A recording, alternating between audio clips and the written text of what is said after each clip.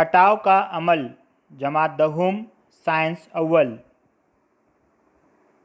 जब एक मुरक्कब में सुस्त आमिल अंसुर के आयन की जगह दूसरा तेज़ आमिल अंसुर अपना आयन बनाकर लेता है तो इस कीमियाई तामुल को हटाव का अमल कहते हैं।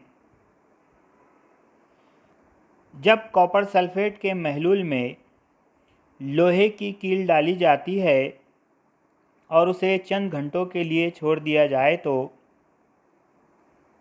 कॉपर सल्फेट से लोहा तांबे को हटाकर फेरस सल्फेट बनाता है।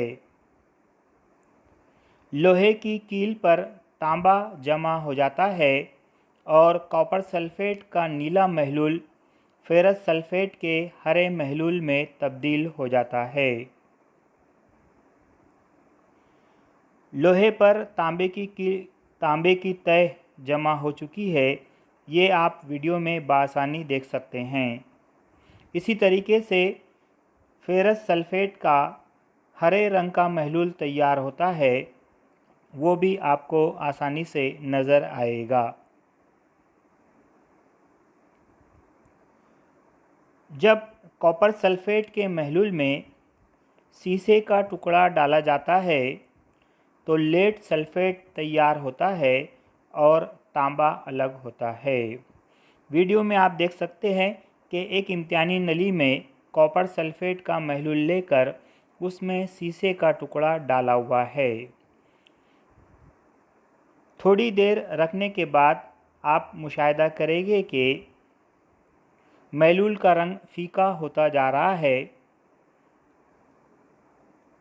और शीशे पर तांबे की तह सुर्खी माइल जमा हो जाती है।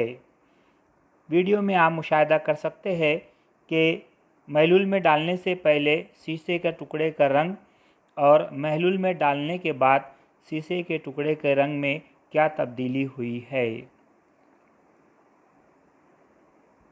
ये हटाव का अमल है। आइए और एक मिसाल देखते हैं।